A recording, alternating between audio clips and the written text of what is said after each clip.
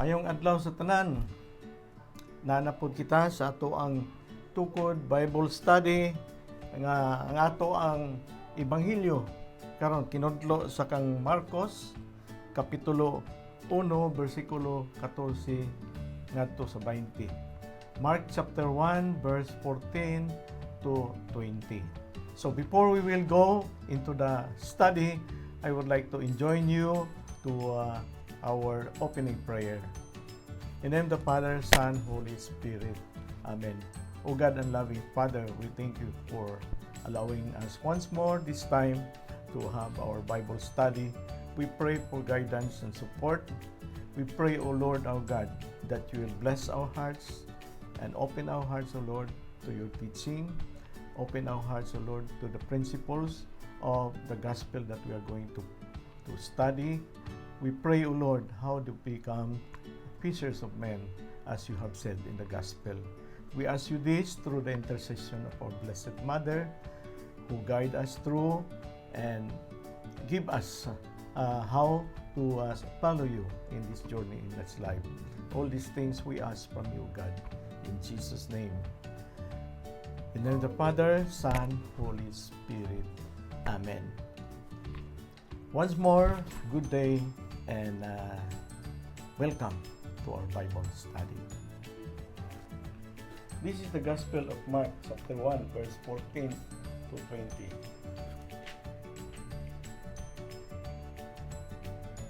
Now after John was arrested, Jesus came into Galilee, preaching the gospel of God, and saying, the time is fulfilled, and the kingdom of God is at hand.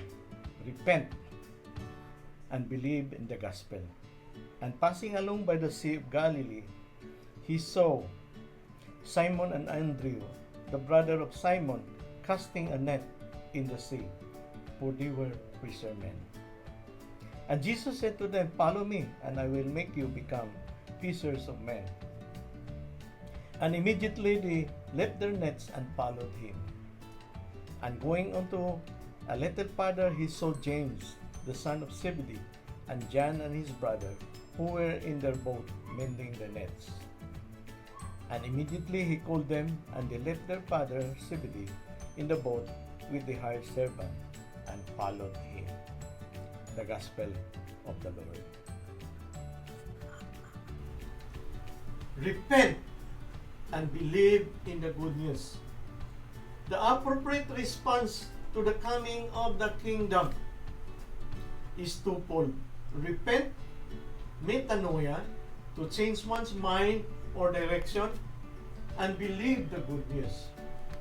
We tend to think of repentance as feeling guilty, but it is really a change of mind and direction, seeing things from different perspective.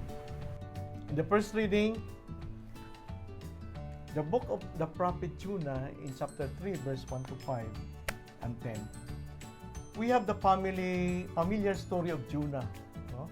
Minus the first story, who is commanded by God to preach to the people of Nineveh a message of repentance for their sinful ways. Now, repentance is not the same as penance, because repentance is the intentional decision to turn from evil and all things that could lead us to evil. No, it is a metanoia, as we explained a while ago. Penance in our expression of sorrow or contrition and some outward signs of making up for past sinful deeds. So the Ninevites got the message, and you know what happened? They repented and did penance, and they were saved. I remember he was called by God to go to Nineveh, but instead he go the other way.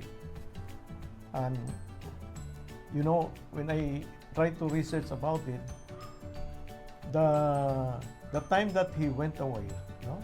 Nineveh is very near to his original place, but he boarded the boat going the other way, and you know, from that place to the place of going to Spain, no? That is a very long journey. very long journey. And then, of course, the people or the ship that he boarded, and they met a very strong typhoon or storm, and they believe that somebody among them is really the reason why there's a storm. So Jonah was so guilty that he said that I am the one. So they throw them overboard. Then the storm died down.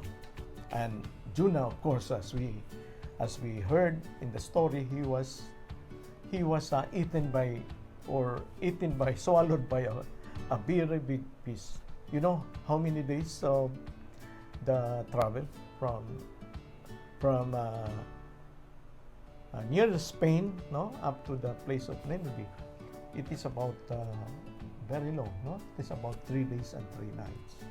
When he was put by the fish, and he traveled to Nineveh. That is why he delivered the message of God to Nineveh.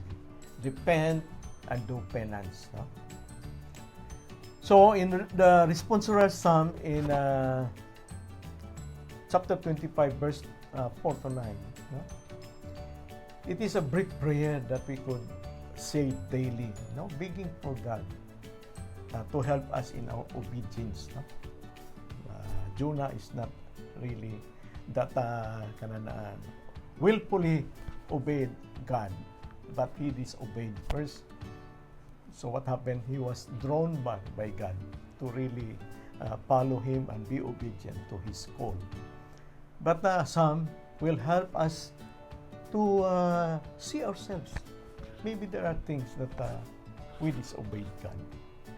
And we pray for this prayer of Psalm that God will be able to let us see in our own eyes, in the eyes of God, how we can be in obedience to Him, how we can see the call and be able to obey Him.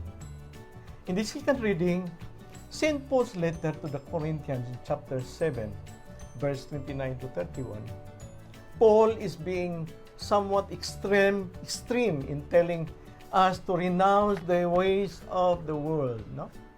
The ways of the flesh, the ways of the flesh. But in his day, the only way to emphasize a point was to repeat or exaggerate, no, the message of God. He exaggerated the message of God, repent and believe in the gospel. So, we never know when we will run out of this opportunity to do so. St. Paul is telling us to do it now. Believe and repent in the gospel. In summary, the message of Jonah and Paul are summed up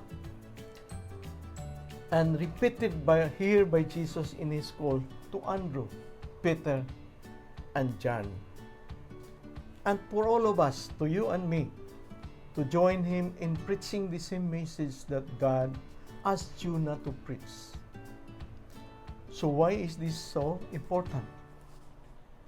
The call to repent and reform our lives is universal call. Open our hearts and mind to listen to the voice of God in Jesus Christ.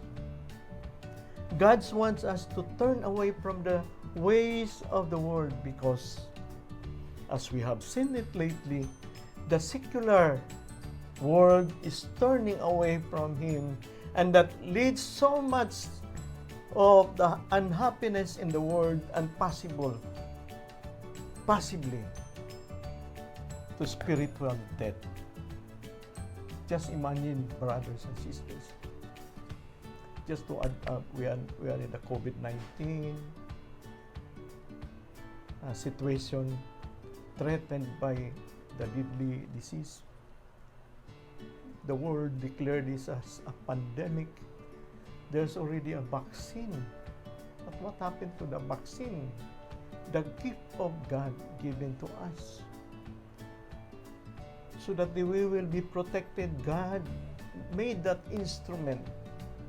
Use talent, use intelligence of all those doctors to develop that. But after that, what does the heart of all those people that are managing, that are trying to give it to us, people of God, so that we will be immunized by this vaccine, and the world will go back to its natural walks, natural operation, or natural life. What happened? It's so sad. If we fail to keep our spiritual eyes focused on Jesus and His teachings, we would be like those disciples who turned away from Him. In John's Gospel in chapter 6, verse 66 to 69. Jesus asked His remaining disciples, "Are you going to turn away from me also?" Peter's reply should be our reply also. "Lord, to whom shall we go? You have the words of eternal life." This challenges us to ask the question in 2021 as we start. What spiritual resolutions are we going to make at the beginning of this year? Something to think about during our prayer time. Something to ask the Lord, "Lord, what would be our response from all those things that happen in our midst?" Especially, we are still in COVID-19. We are still in the pandemic. Thank you very much, and God bless us all. In the name of the Father, Son, Holy Spirit.